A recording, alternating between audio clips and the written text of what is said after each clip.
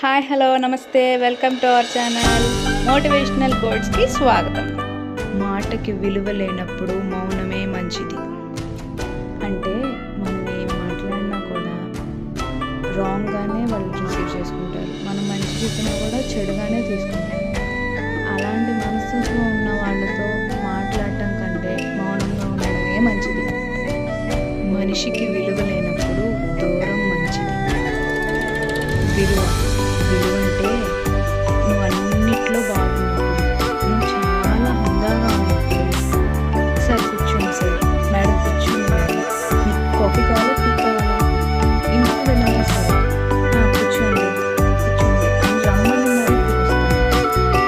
అదే నువ్వు అన్నీ పోగొట్టుకుని ఉద్యోగం లేక అప్పులతో